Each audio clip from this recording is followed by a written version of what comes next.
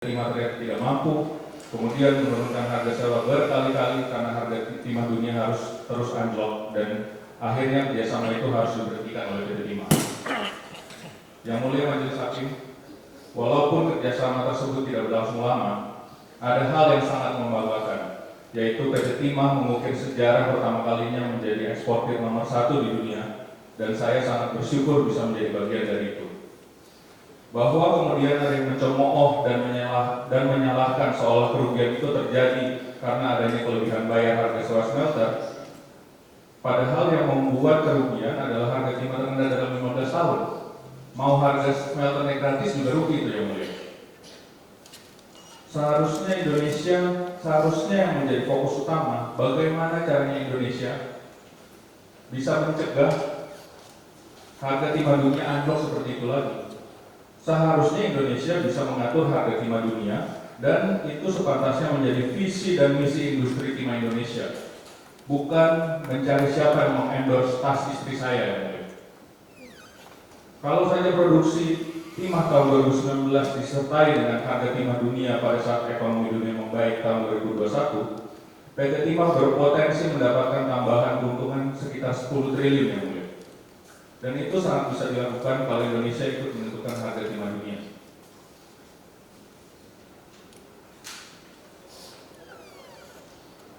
Majelis Hakim yang terhormat. Pak, itu lampunya. Pak, bikin silang ini. Oh. Oke, silakan. Kalian.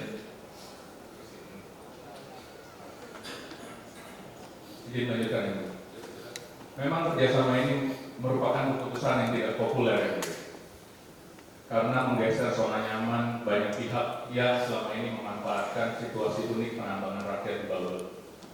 Tidak heran jika banyak muncul perlawanan, fitnah yang dikembangkan, hingga upaya perlawanan dan fitnah itu berhasil yang mulia. Kami semua yang berpartisipasi untuk membantu negara malah masuk penjara.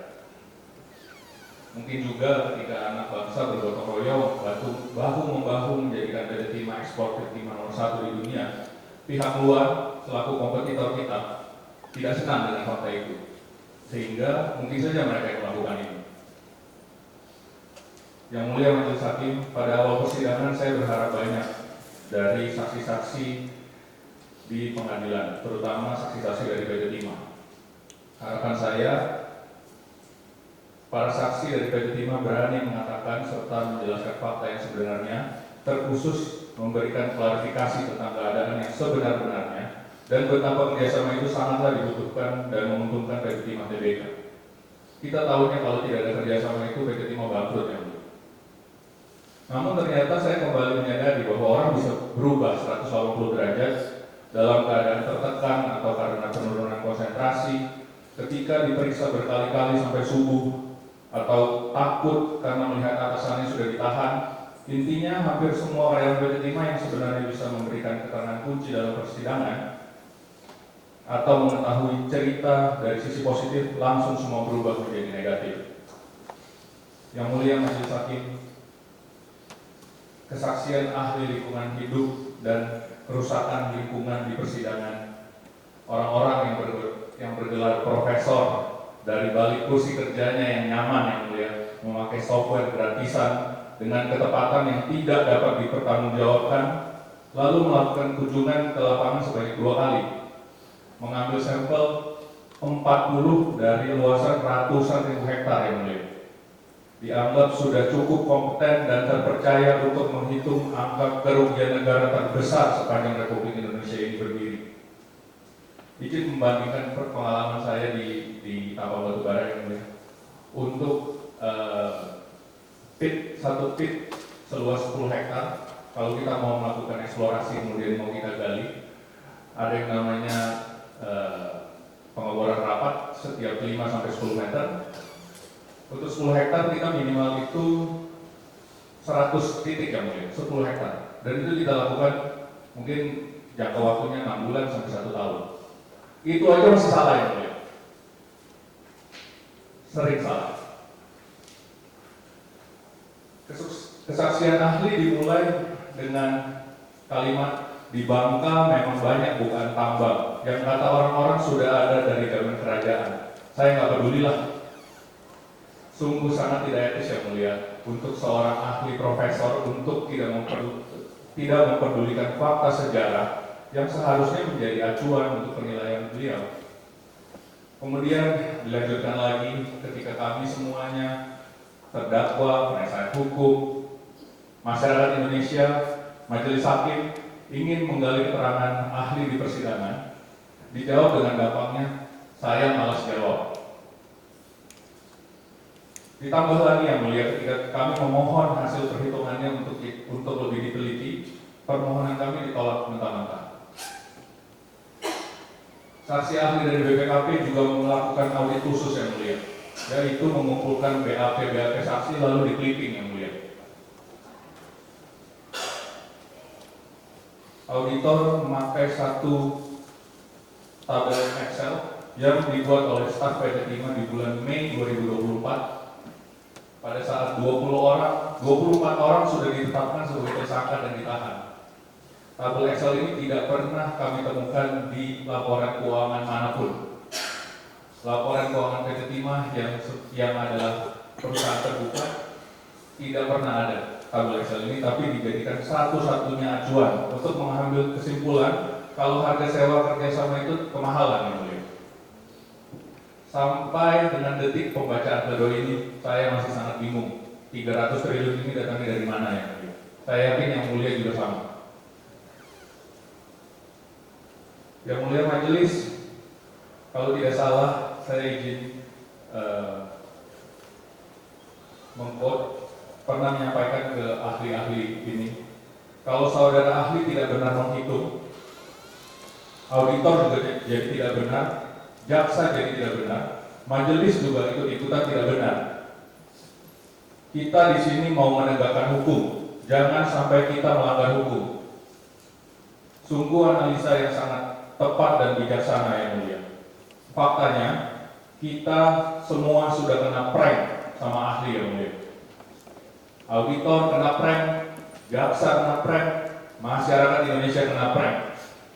Tapi saya yakin majelis tidak akan bisa di-prank oleh ahli. 1,5 juta masyarakat Babel menjadi sangat sengsara karena ahli ini malas menghitung. Provinsi Babel mengalami rekor pertumbuhan ekonomi terendah se-Indonesia.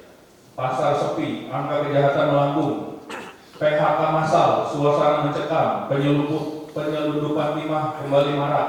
Bahkan yang mulia, negara tidak bisa bayar BPJS. Bahkan yang paling terakhir, mau pilkada juga nggak ada uang yang mulia. Ini menurut saya adalah bentuk kerugian nyata dan pasti yang terjadi akibat kemalasan menghitung kerugian negara oleh ahli yang mulia. Namun kita tidak boleh mengikuti ajaran sesat bahwa semuanya dibawa ke ranah kerugian negara dan korupsi. Cukup saya saja yang terakhir yang mulia, yang menjadi korban kemalasan dan kesembarangan penghitungan ahli seperti ini yang mulia. Yang bisa saya lakukan hanyalah mendoakan, semoga saudara ahli jadi rajin dan tidak malas lagi.